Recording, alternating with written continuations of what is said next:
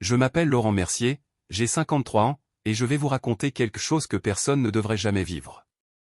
Pendant 16 ans, j'ai été infiltré pour la police française dans les réseaux criminels les plus dangereux du pays.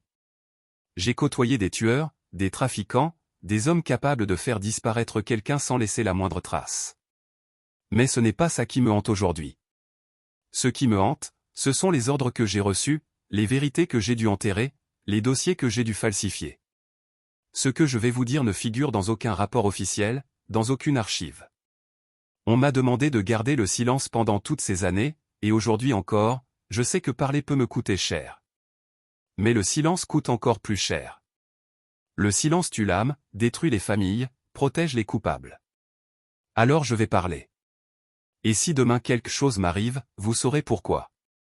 Je suis né à Évreux, en Normandie, dans une famille ordinaire.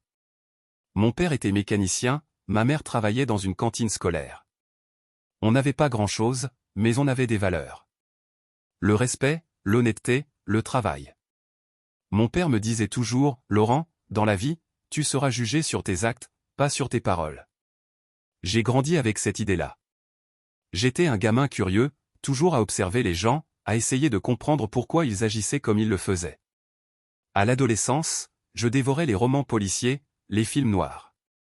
J'étais fasciné par l'idée de déjouer le mal, de comprendre les criminels pour mieux les arrêter.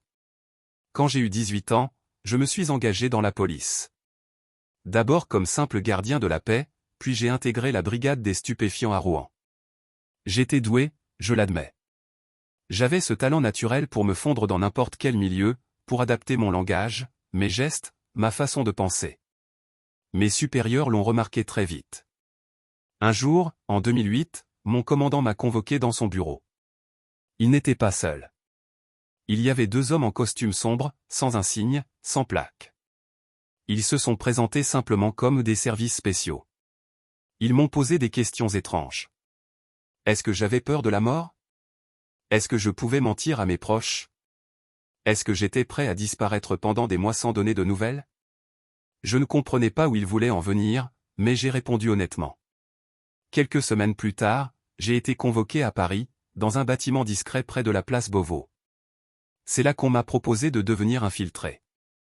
On m'a expliqué que j'allais suivre une formation secrète, que j'allais apprendre à créer de fausses identités, à vivre sous couverture, à manipuler des criminels sans me faire démasquer. On m'a fait passer des tests psychologiques pendant des semaines. Ils voulaient être sûrs que je ne craquerais pas. Et puis un jour, on m'a dit, « Bienvenue, Laurent. Mais à partir de maintenant, tu n'es plus vraiment Laurent. » On m'a donné un nouveau nom, de nouveaux papiers, une nouvelle histoire. On m'a appris à mentir avec une précision chirurgicale. Et surtout, on m'a imposé une règle absolue, ne jamais laisser la mission contaminer ma vie réelle. Ne jamais m'attacher. Toujours mentir, même à ma femme, même à mes enfants. À partir de là, je n'étais plus vraiment moi-même. Mes premières missions ont été relativement simples. J'ai infiltré des petits réseaux de receleurs à Marseille, des bandes de voleurs professionnels dans le Nord. Je me faisais passer pour un petit délinquant en quête d'opportunités, et j'écoutais, j'observais, je récoltais des informations. Ça marchait bien. Trop bien, peut-être. Mais chaque mission me coûtait un peu plus cher. Je rentrais chez moi après des semaines d'absence, et je ne savais plus comment parler à ma femme. Elle me posait des questions, je mentais. Mes enfants me regardaient avec des yeux inquiets, et je leur racontais des histoires inventées sur des formations policières, des déplacements professionnels. La pression était constante. Chaque seconde passée sous couverture, j'avais peur d'être démasqué. Un mot de travers, un geste suspect, et c'était fini. Je pouvais finir au fond d'un canal avec une balle dans la tête. Et ce qui m'a frappé très vite, c'est que la frontière entre moi et mon personnage commençait à se dissoudre. Je ne savais plus où finissait Laurent et où commençait l'autre, celui que j'incarnais dans les bars crasseux, dans les arrière-salles, dans les entrepôts abandonnés. Et puis il y a eu ces ordres étranges. Un jour, j'ai rapporté des informations cruciales sur un trafic de drogue qui allait avoir lieu. Mon contact m'a dit, « Laisse-les agir encore un peu. On doit remonter plus haut. » J'ai obéi. Mais ce trafic a eu lieu, la drogue a circulé, et des vies ont été détruites. Une autre fois, j'ai assisté à une scène de violence terrible, et quand j'ai voulu faire un rapport détaillé, on m'a dit, « Ce que tu as vu, ça reste entre nous. » J'ai commencé à comprendre que mon travail ne consistait pas seulement à infiltrer des criminels. Il consistait aussi à gérer ce qui devait être révélé et ce qui devait rester caché. Puis sont venues les grandes missions. En 2010, j'ai été infiltré dans un réseau de trafic d'armes à Lyon. Des armes de guerre, des kalachnikovs, des explosifs. Le réseau était dirigé par un ancien militaire serbe qui avait ses contacts partout en Europe de l'Est. J'ai passé 6 mois à gagner sa confiance, à me faire passer pour un intermédiaire capable d'écouler des armes en Afrique. J'ai assisté à des réunions où on parlait de livraison, de pots de vin, de complicité dans les douanes. J'ai vu des hommes se faire exécuter d'une balle dans la nuque pour avoir parlé. J'ai appris à ne jamais montrer la moindre émotion, à boire avec eux, à rire avec eux, à faire semblant d'être l'un d'eux. Et chaque soir, dans ma chambre d'hôtel minable, je prenais mon deuxième téléphone, celui que personne ne devait voir, et j'envoyais mes rapports cryptés. J'avais 2 vies, 2 téléphones, 2 noms, 2 façons de marcher, de parler, de penser. Ensuite, j'ai été envoyé infiltrer un réseau albanais spécialisé dans le trafic de cocaïne. Ces hommes-là ne plaisantaient pas. La moindre suspicion, et vous disparaissiez. J'ai vu un type se faire torturer pendant des heures parce qu'on pensait qu'il était un indicateur. Il criait, il suppliait, mais il continuait. Finalement, ils l'ont tué. Et moi, j'étais là, assis à une table, à boire un café, à faire comme si de rien n'était. Parce que montrer la moindre faiblesse, c'était signer mon arrêt de mort. Cette mission a duré presque 1 an. 1 an à vivre dans la peur permanente, à calculer chaque mot, chaque geste. 1 an à mentir à ma femme qui me demandait pourquoi je ne rentrais plus à la maison. Mais ce qui m'a vraiment brisé, ce ne sont pas les criminels. Ce sont les ordres que j'ai reçus de mes supérieurs. Des ordres qui allaient à l'encontre de tout ce que je croyais défendre. La première fois que j'ai compris que quelque chose clochait, c'était en 2012. J'avais infiltré un réseau de blanchiment d'argent lié à des casinos. J'avais découvert que certains hauts fonctionnaires étaient impliqués. Des noms importants, des gens haut placés. J'ai fait mon rapport, j'ai fourni des preuves, des enregistrements. Et puis, rien. On m'a dit de ne plus mentionner ces noms. On m'a dit de me concentrer sur les petits poissons. J'ai compris qu'on me demandait de cacher la vérité. J'ai compris que la justice ne s'appliquait pas à tout le monde. Une autre fois, j'ai découvert qu'un réseau de trafic de stupéfiants avait des complicités dans la police elle-même. Des flics corrompus qui fermaient les yeux contre des enveloppes. J'ai transmis ces informations. On m'a demandé de les détruire. C'est trop sensible, Laurent. Ça pourrait déclencher un scandale. Alors j'ai détruit les preuves. J'ai falsifié mon rapport. J'ai menti. Et ces hommes-là, ces flics pourris, ont continué à exercer tranquillement. J'ai vu des dossiers être manipulés, des témoignages disparaître, des preuves être égarées. J'ai vu la justice choisir qui devait tomber et qui devait être protégé. Et moi, j'étais complice de tout ça. Parce que je suivais les ordres. Parce que je croyais encore que ça servait à quelque chose. Parce que je n'avais pas le courage de dire non. Et puis il y a eu ce cas. Celui qui a tout changé. Celui qui me hante encore aujourd'hui. C'était en 2015. J'avais infiltré un réseau de trafic d'héroïne à Lille. Un réseau dirigé par un homme qu'on appelait le Turc.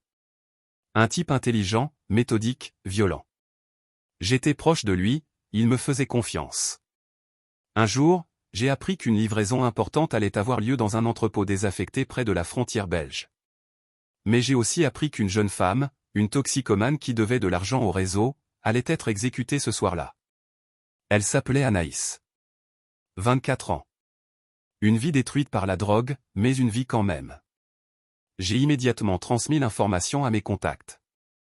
J'ai demandé qu'on intervienne avant qu'il soit trop tard. On m'a répondu, attends. On doit sécuriser la livraison d'abord. On ne peut pas griller ta couverture pour une junkie. J'ai insisté. J'ai supplié. On m'a dit de me taire et de faire mon travail. Cette nuit-là, je suis allé à l'entrepôt. J'ai vu Anaïs, attachée, terrifiée. J'ai vu le Turc sortir son arme. Et je n'ai rien fait. Parce que si j'intervenais, je me trahissais. Et si je me trahissais, toute la mission tombait à l'eau, et je mourrais avec elle. Alors je l'ai regardé mourir. J'ai regardé ce type lui tirer une balle dans la tête. J'ai regardé son corps s'effondrer. Et après, j'ai bu un verre avec les autres comme si de rien n'était. 2 semaines plus tard, on a démantelé le réseau. On a arrêté le Turc et une dizaine de ses hommes. Dans les journaux, on parlait d'un succès policier. Mais personne n'a parlé d'Anaïs. Parce qu'on m'a ordonné de ne pas la mentionner dans mon rapport. Ça compliquerait les procédures, m'a-t-on dit. Alors j'ai menti. J'ai fait disparaître Anaïs une deuxième fois. Et aujourd'hui encore, sa famille ne sait pas ce qui lui est vraiment arrivé. Après ça, quelque chose s'est cassé en moi. Je ne dormais plus. Je buvais pour oublier, mais ça ne marchait pas. Les visages revenaient, les voix, les cris. Je rentrais chez moi et je ne reconnaissais plus ma propre maison. Ma femme me parlait, et j'avais l'impression d'entendre une étrangère. Mes enfants avaient peur de moi. Ils voyaient bien que j'étais différent, que j'étais devenu une ombre. Je suis devenu paranoïaque. Je vérifiais sans cesse si j'étais suivi. Je cachais des armes dans ma maison. Je ne faisais plus confiance à personne, pas même à mes collègues. Certains d'entre eux ont craqué avant moi. Un infiltré avec qui j'avais travaillé s'est suicidé en 2016. Un autre a fait un burn-out et a été interné. On ne parle jamais de ça. On ne parle jamais du prix que ça coûte de vivre dans le mensonge permanent, de jouer avec sa propre identité, de sacrifier sa famille pour une mission. On nous demande d'être des héros, mais on nous traite comme des outils jetables. Et quand on ne sert plus, on nous met au placard, on nous fait taire, on nous oublie. Ma dernière mission a eu lieu en 2017. On m'a demandé d'infiltrer un réseau de corruption lié à des marchés publics. Des entrepreneurs, des élus locaux, des fonctionnaires. De l'argent sale partout. J'ai fait mon travail. J'ai récolté des preuves accablantes. Mais quand j'ai transmis mes rapports, on m'a dit de faire le tri. Certains noms doivent disparaître, Laurent. Tu comprends? Non, je ne comprenais pas. Ou plutôt, je comprenais trop bien. J'ai refusé. Pour la première fois de ma carrière, j'ai dit non. J'ai dit que je ne falsifierais plus rien, que je ne mentirais plus, que je ne protégerais plus les coupables. La réaction a été immédiate. On m'a retiré de la mission. On m'a convoqué pour des entretiens disciplinaires. On m'a accusé de ne plus être fiable, d'être fragilisé psychologiquement. On m'a mis au placard, dans un bureau où je ne faisais plus rien. Mes collègues m'évitaient. Mes supérieurs ne me parlaient plus. J'étais devenu un problème. 1 an plus tard, on m'a proposé une retraite anticipée. Pour service rendu à la nation, disait le document officiel. En réalité, on voulait se débarrasser de moi. On voulait que je disparaisse, que je me taise, que je prenne mon argent et que je m'en aille. Alors c'est ce que j'ai fait. Aujourd'hui, je vis seul dans un petit appartement en Bretagne. Ma femme m'a quitté il y a 3 ans. Mes enfants me parlent à peine. Je passe mes journées à marcher le long de la côte, à regarder la mer, à essayer de retrouver un peu de paix. Mais la paix, je ne sais pas si je la retrouverai un jour. Parce que je sais ce que j'ai fait. Je sais ce que j'ai caché. Je sais que j'ai été complice d'un système qui protège les puissants et sacrifie les faibles. Je ne cherche pas la vengeance. Je ne cherche pas à détruire des carrières ou à faire tomber des têtes. Je cherche juste la vérité.